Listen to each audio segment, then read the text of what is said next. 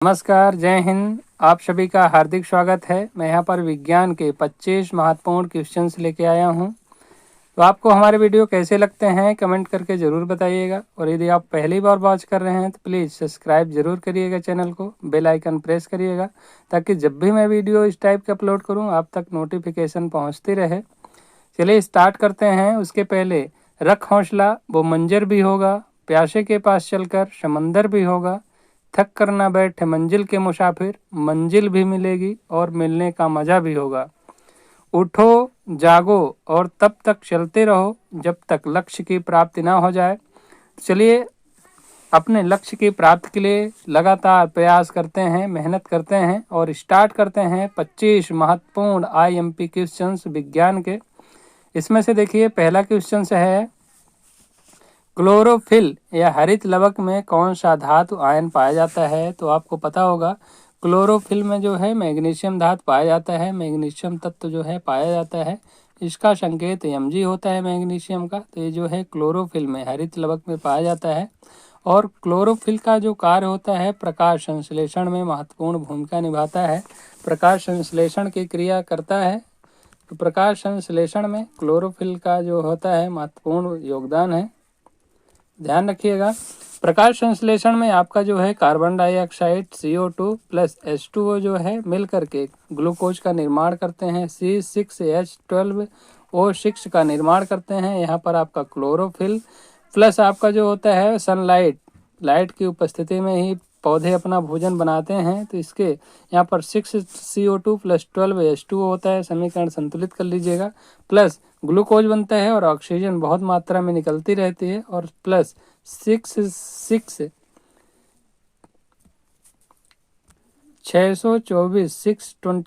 के काल जो है ऊर्जा निकलती रहती है। तो इसको ध्यान रखिएगा। ये सूत्र होता है प्रकाश संश्लेषण का।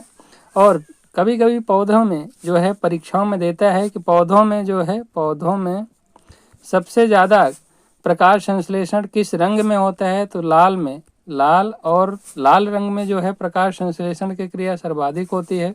इसके बाद जो होता है नीले में होता है।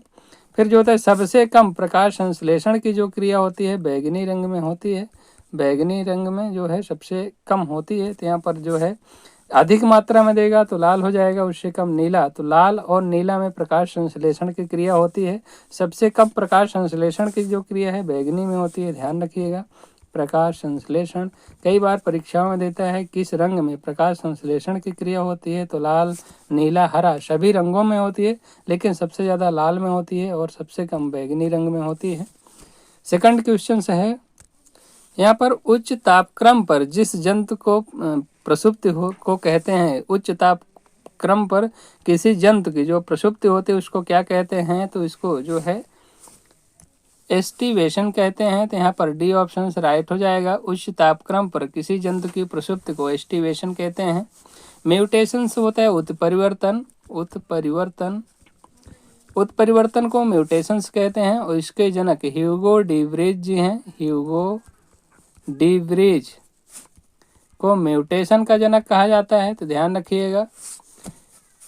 नेक्स्ट क्वेश्चन है, निम्नलिखित में से कौन ऑक्सीजन की उस मात्रा का मापन है जो जल के एक नमूने में वायवीय जैविक अपघटकों द्वारा जैव क्षयकारी कार्बनिक पदार्थों के अपघटन के लिए आवश्यक होता है? तो यहाँ पर बायोलॉजिकल ऑक्सीजन डिमांड BOD इसका फुल फॉर्म होता है बायोलॉजिकल ऑक्सीजन डिमांड।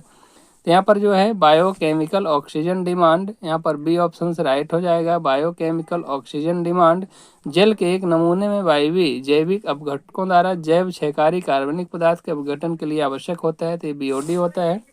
और जल की जो शुद्धता होती है, जल की शुद्धता का मापन जो है BOD के माध्यम से निर्धारित किया जाता है कि जल कितने प्रतिशत जो है शुद्ध है, कितना शुद्ध है, इसकी मात्रा BOD के माध्यम से मापी जाती है। इसका फुल फॉर्म होता है बायोकेमिकल ऑक्सीजन डिमांड, ध्यान रखिएगा। एक होता है COD केमिकल ऑक्सीजन डिमांड, ये भी होता है, तो इसको भी ध्यान रखिएगा। कभी कभी देता है कि BOD COD किसके हैं, किसकी शुद्धता का मापन किया जाता है? जल की शुद्धता का मापन किया जाता है। और जल का जो pH मान होता है, इसका जल का pH मान 7 होता है, जल उदासीन होता है। तो ध्यान रखिएगा उदासीन होता है जल और इसका पीएच मान 7 होता है। पीएच का जो पैमाना है सोरेनसन नामक वैज्ञानिक ने दिया है। सोरेनसन नामक वैज्ञानिक ने 1908 में जो है इसका पैमाना दिया था, पीएच स्केल दिया था। नेक्स्ट क्वेश्चन से है, एक आदमी 10 मीटर से अधिक दूरी की वस्तु स्पष्ट नहीं देख पाता है, वह किस दृष्टि दोष से पीड़ित है। यहाँ पर जब भी क्या है, निकट की वस्तु उसको दिखाई देगी लेकिन दूर की वस्तु जो है दिखाई नहीं देगी। जैसे मान लीजिए यहाँ पर कोई व्यक्ति है, ये पास की जो वस्तु है, जैसे 10 मीटर की दूरी पर इसको देख पा रहा है, लेकिन यहाँ पर जो इसके मान लीजिए 20 मीटर की दूरी पर है उसको नहीं देख पा रहा है। तो जब भी निकट की वस्तु देखेगा तो उसको निकट दृष्टि दोष होगा, जिसको मायोपिया कहते हैं। तो यहाँ पर सी ऑप्शन से राइट हो जाएगा, उसको यहाँ पर मायोपिया रोग है। और इसके निवारण के लिए, निकट दृष्टि दोष के निवारण के लिए अवतल लेंस का प्रयोग किया जाता है। तो ध्यान रखिएगा, मैंने इसके बारे में पिछले अपने वीडियो में जो भी हैं एमसीक्यू उसमें दृष्टि दोष से संबंधित आपको बताया था कि जब भी क्या है इसकी लेंस की जो फोकस दूरी है तो बढ़ जाएगी, तो इसके कारण से जो है निकट दृष्टि दोष होता है। और जो यहाँ पर उसकी लेंस की जो फोकस दूरी है वो बढ़ जाएगी और जो फोकस उसकी लेंस की वो क्षमता होती है वो घट जाती है। इसके कारण से जो है निकट की जो वस्तु है दिखाई देती है और दूर की नहीं दिखाई देती है। ध्यान रखिएगा, हाइड्रोफोबिया जल के कारण, कुत्ते के काटने के कारण बीमारी होती है। हाइड्रोफोबिया जल से डर लगता है, तो इसको भी ध्यान रखिएगा। नेक्स्ट क्वेश्चन है 5वां, वनस्पति विज्ञान की वह शाखा जिसमें शैवालों का अध्ययन किया जाता है कहलाता है। तो वनस्पति विज्ञान जिसमें शैवालों का अध्ययन किया जाएगा तो फाइकोलॉजी कहलाता है। फाइकोलॉजी में शैवालों का अध्ययन किया जाता है, तो यहाँ पर जो है सी ऑप्शन से राइट हो जाएगा, फाइकोलॉजी शैवाल। माइकोलॉजी के अंतर्गत कवक का अध्ययन किया जाता है और सूक्ष्म जीवों का अध्ययन जो है सूक्ष्म जीवों का अध्ययन जो है सूक्ष्म जैविकी में किया जाता है। टेक्सोनॉमी, इसमें जो है वर्गीकरण का जनक किया जाता है। पौधे और जीव जंतुओं का वर्गीकरण किया जाता है, टेक्सोनॉमी कहलाता है। इसके जनक जो हैं लिनियस जी हैं। कैरोलस लिनियस को पादप का जो द्विजगत वर्गीकरण होता है उसके जनक कैरोलस लिनियस को कहा जाता है। तो वर्गीकरण के अंतर्गत जो है जीवों का वर्गीकरण किया जाता है जाति और वंश के रूप में। छठा है, रासायनिक ऊर्जा को विद्युत ऊर्जा में परिवर्तित करता है। तो यहाँ पर जो रासायनिक ऊर्जा है उसको विद्युत ऊर्जा में कौन कन्वर्ट करेगा, तो देखेंगे कि आपको जो सेल होता है, सेल हो गया, आपकी जो बैटरी हो गई, तो क्या है, रासायनिक ऊर्जा है।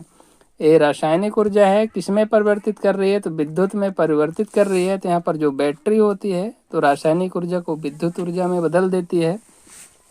डायनेमो जो है यांत्रिक ऊर्जा को विद्युत ऊर्जा में बदलता है, तो यांत्रिक ऊर्जा को विद्युत में बदल देता है। हीटर जो है तो हीटर जो है ये भी विद्युत ऊर्जा को यांत्रिक ऊर्जा में बदलता है। यांत्रिक ऊर्जा, यहाँ पर विद्युत ध्यान रखिएगा। डायनेमो यांत्रिक ऊर्जा को विद्युत ऊर्जा में, हीटर जो है विद्युत ऊर्जा को यांत्रिक ऊर्जा में, मोटर जो है तो विद्युत ऊर्जा को यांत्रिक ऊर्जा में कन्वर्ट करता है। तो इन चीज़ को ध्यान रखिएगा। माइक्रोफोन जो होता है, आप बोलते हैं, बोलने के लिए प्रयोग करते हैं, तो माइक्रोफोन ध्वनि ऊर्जा को विद्युत ऊर्जा में कन्वर्ट करता है, ध्वनि को विद्युत में कन्वर्ट कर देता है। तो इसको भी ध्यान रखिएगा। नेक्स्ट क्वेश्चन से है 7वां, एथिलीन सल्फर मोनोक्लोराइड के साथ प्रतिक्रिया कर कौन सी विषैली गैस बनाता है। तो एथिलीन जो है सल्फर मोनोक्लोराइड के साथ क्रिया करता है, C2H4, ये एथिलीन का फार्मूला होता है। सल्फर मोनोक्लोराइड के साथ प्रतिक्रिया करके मस्टर्ड गैस का निर्माण करता है। तो यहाँ पर जो है बी ऑप्शन से राइट हो जाएगा। 8वां है, लाइक्राइमल ग्रंथि स्रावित करती है। तो पहले तो यहीं से क्वेश्चन बनेगा कि लाइक्राइमल ग्रंथि कहाँ पाई जाती है, तो आँख में पाई जाती है। तो आँख में पाई जाती है लाइक्राइमल ग्रंथि और इससे जो है आंसू निकलते हैं, आंसू का स्त्रावण करती है। तो आँख से ही आंसू निकलेगा, तो यहाँ पर ध्यान रखिएगा। और ये भी परीक्षा में देता है कि आँख का कौन सा भाग दान किया जाता है। तो आँख का जो कॉर्निया होता है, कॉर्निया, ये दान में किया जाता है, कॉर्निया का दान किया जाता है। और जो आँख में रेटिना होता है, रेटिना, इस पर प्रकाश जो है, प्रकाश पड़ता है तो रेटिना जो है फैलती और सिकुड़ती है, तो रेटिना पर प्रकाश पड़ता है। आँख में ही एक होती है शंकु और एक होती है शलाका।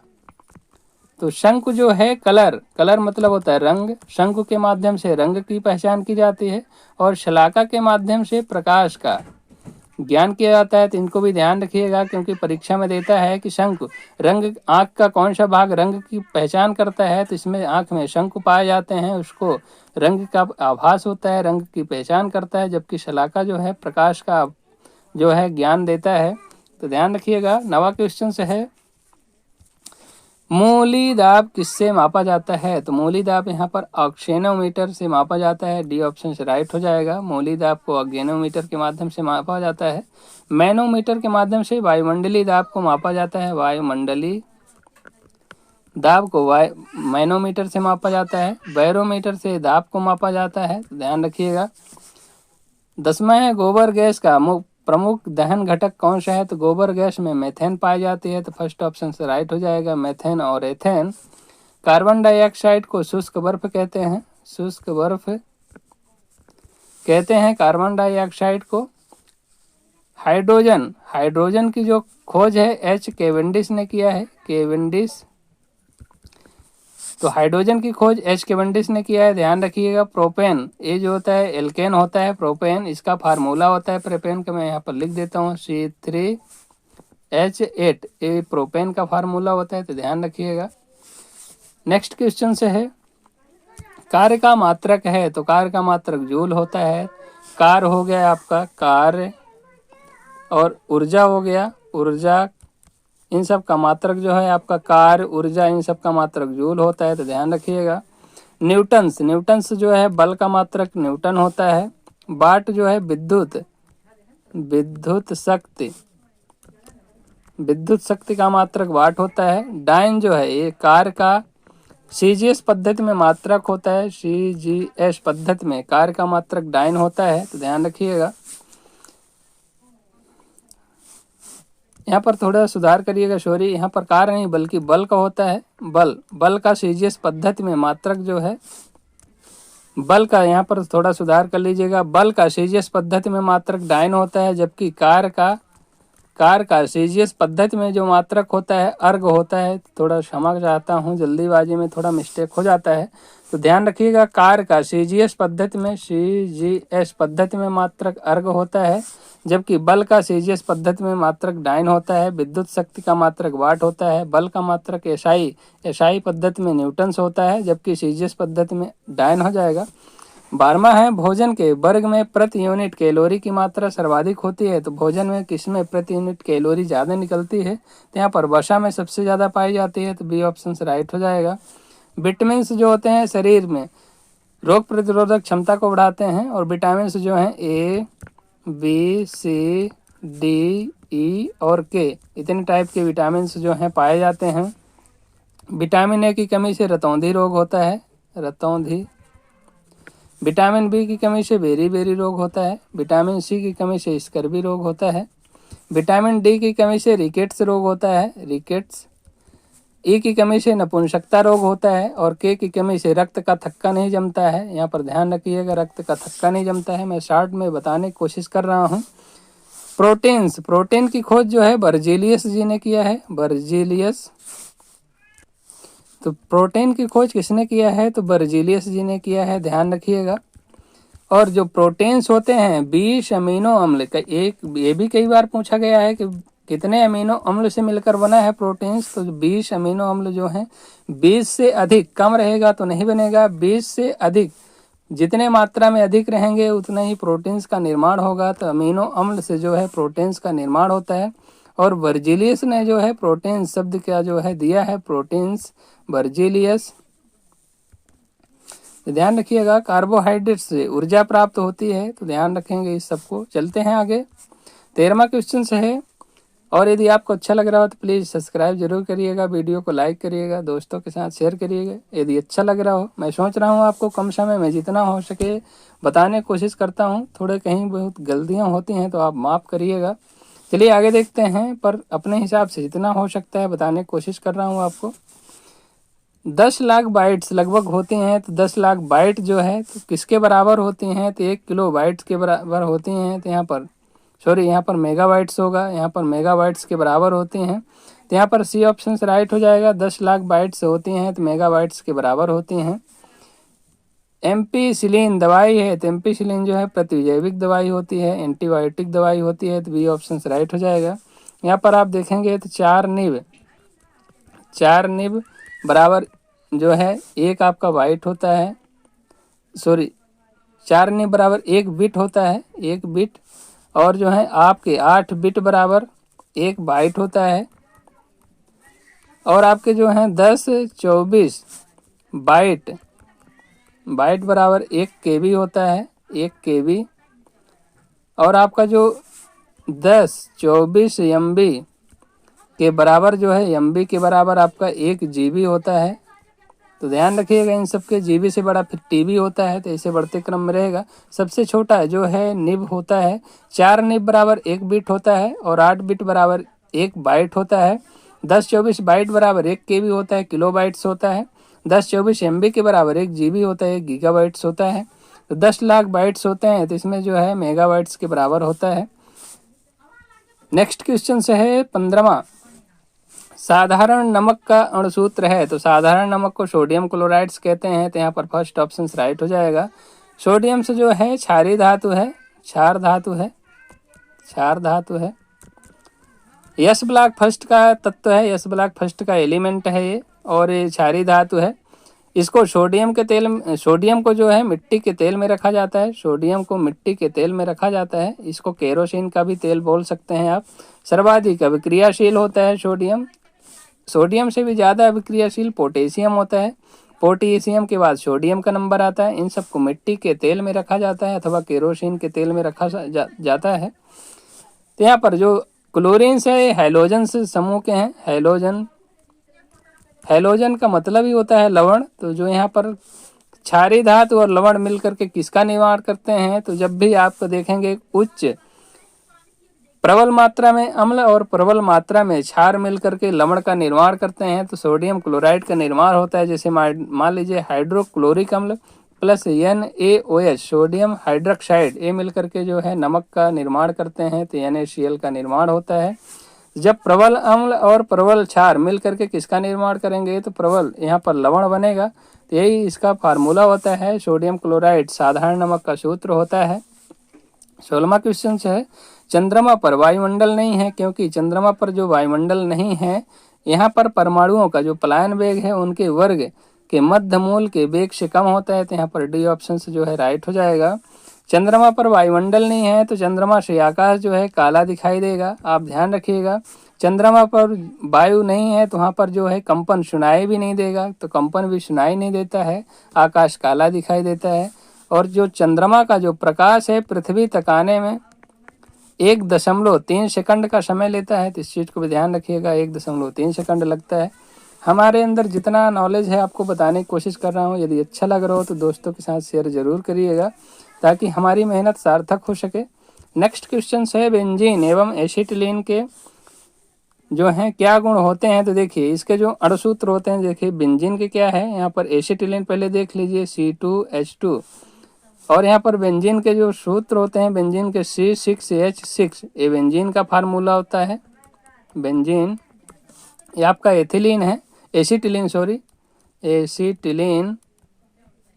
तो एसिटिलीन और बेंजीन का देखेंगे तो यहाँ पर बेंजीन और एसिटिलीन, यहाँ पर एसिटिलीन और बेंजीन का जो मूलानुपाती सूत्र होता है, तो अणुसूत्र अलग हैं लेकिन मूलानुपाती सूत्र एक ही जैसे हैं, तो यहाँ पर बी ऑप्शन से राइट हो जाएगा। अणुसूत्र भिन्न तथा परंतु मूलानुपाती सूत्र एक जैसे होते हैं। 18वां है, कारखानों से निकलने वाले प्रदूषित धुएं से कौन सा रोग होता है। तो कारखाने से जब भी धुआं निकलेगा तो आपको दमा होगा, सांस लेने की प्रॉब्लम्स होगी, तो यहाँ पर सी ऑप्शन से राइट हो जाएगा, दमा। जबकि एड्स जो है वायरस के कारण होता है, वायरस जनित रोग है एड्स। HIV के कारण होता है, HIV वायरस फैलता है जिसके कारण आपको एड्स होगा। मलेरिया जो है प्रोटोजोआ जनित रोग है, प्रोटोजोआ के कारण होने वाला रोग है। जबकि टाइफाइड जो है प्रदूषित जल के कारण भी होता है, और ये जो है जीवाणु जनित बैक्टीरिया जनित रोग है। तो टाइफाइड जो आपका बैक्टीरिया जनित रोग है, जबकि मलेरिया प्रोटोजोआ के कारण होता है। एड्स जो है वायरस के कारण होता है, जबकि दमा जो है सांस लेने से संबंधित है, तो प्रदूषित धुएं के कारण होता है दमा, तो यहाँ पर सी ऑप्शन से राइट हो जाएगा। 19वां क्वेश्चन से देखिए, मूत्र में स्त्रावण को बढ़ाने वाली औषध को कहते हैं। तो जो मूत्र में और स्त्रावण को कौन सी औषध बढ़ा देती है, तो उसको कहते हैं तो डाययूरेटिक कहते हैं। यहाँ पर सी ऑप्शन से राइट हो जाएगा। बहुभ्रूणता का सबसे अच्छा उदाहरण है तो स्ट्रेस जो है बहुभ्रूणता का सबसे अच्छा उदाहरण है, तो बी ऑप्शन से राइट हो जाएगा। 21वां है, किस विटामिन का संबंध रक्त थक्का से होता है। तो अभी मैंने आपको बताया कि विटामिन के जो है रक्त का थक्का जमता है। यदि इसकी कमी हो जाएगी तो रक्त का थक्का नहीं जमेगा, लेकिन इसकी उपस्थिति के कारण रक्त का थक्का जमता है, तो विटामिन के होता है। इसका रासायनिक नाम फिलोक्विनोन होता है, फिलोक्विनोन। ध्यान रखिएगा, फिलोक्विनोन किसका रासायनिक नाम है, तो विटामिन के का रासायनिक नाम है। विटामिन सी का एस्कॉर्बिक अम्ल होता है, रासायनिक नाम एस्कॉर्बिक अम्ल होता है। विटामिन बी का थायमीन होता है, थायमीन। विटामिन ए का रासायनिक नाम रेटिनॉल होता है, रेटिनॉल। ध्यान रखिएगा, vitamin A retinol, vitamin B thiamine, vitamin C ascorbic अम्ल, vitamin K phylloquinone, vitamin D को कैल्सीफेरॉल कहते हैं, कैल्सीफेरॉल। जबकि विटामिन आपका ई होता है, इसको टोकोफेरॉल कहते हैं, टोकोफेरॉल। 22वां क्वेश्चन है, किस रेडियो एक्टिव तत्व का नाम उसके खोजकर्ता देश के नाम पर रखा गया है। तो यहाँ पर पोलोनियम जो है उसके खोजकर्ता देश के नाम पर रखा गया है, पोलैंड में खोजा गया है, पोलोनियम हो गया। 23वां क्वेश्चन है, प्रकाश वर्ष इकाई है। तो प्रकाश वर्ष किसकी इकाई है, तो ये दूरी की इकाई है, तो ये दूरी का मात्रक है। फर्स्ट ऑप्शन से राइट हो जाएगा। प्रकाश वर्ष होता क्या है, तो खगोलीय इकाई होती है, खगोलीय दूरी होती है, उसके मापने में एक चली गई दूरी को जो है प्रकाश वर्ष कहते हैं। तो इसको जो है दूरी का मात्रक होता है प्रकाश वर्ष। एक प्रकाश वर्ष बराबर 9.46 गुणे 10⁻15 मीटर। यदि यहीं पर मान लीजिए किलोमीटर में देगा तो 9.46 गुणे 10⁻12 किलोमीटर। तो ध्यान रखिएगा। और दूरी का सबसे बड़ा मात्रक होता है पारसेक, पारसेक। दूरी का सबसे बड़ा मात्रक पारसेक होता है, और एक पारसेक के बराबर आपका 3.26 प्रकाश वर्ष होता है, तो इसको भी ध्यान रखिएगा। 24वां क्वेश्चन से है, निम्नलिखित में से कौन जैव अक्षयकारी प्रदूषक है। तो ये जो हैं प्लास्टिक, डीडीटी, मरकरी, ये जो हैं जैव अक्षयकारी प्रदूषक हैं। तो यहाँ पर उपरोक्त सभी ऑप्शन सही हो जाएगा, डी ऑप्शन से है राइट हो जाएगा। पारा के कारण जो है मिनी माता रोग होता है, मिनी माता रोग होता है। तो ध्यान रखिएगा, मिनी माता किसके कारण होता है, तो पारे की अधिकता के कारण होता है। 25वां और हमारा अंतिम क्वेश्चन से है, वायुमंडल कई प्रकार की गैसों के मिश्रण से बना है। पृथ्वी के नज़दीक वायुमंडल में मुख्यतः पाई जाती है। तो पृथ्वी के नज़दीक वायुमंडल में नाइट्रोजन एवं ऑक्सीजन सर्वाधिक पाए जाते हैं। नाइट्रोजन जो है 78% पाई जाती है, 78 पॉइंट में नाइट्रोजन मिलती है। जबकि जो आपकी ऑक्सीजन है यहाँ पर N2 हो जाएगा। ऑक्सीजन जो है 21% पाई जाती है, समथिंग 20.9% ऑक्सीजन जो है पाई जाती है। इसको 21% माना जाता है, तो ऑक्सीजन 21% पाई जाती है। यहाँ पर फर्स्ट ऑप्शन जो है राइट हो जाएगा। ये हमारे 25 क्वेश्चन थे। आपको कैसे लगे कमेंट करके ज़रूर बताइएगा, और यदि पहली बार वॉच कर रहे हैं तो प्लीज़ सब्सक्राइब ज़रूर करिएगा, बेल आइकन प्रेस करिएगा, ताकि जब भी मैं वीडियो अपलोड करूं आप तक नोटिफिकेशन पहुंचता रहे।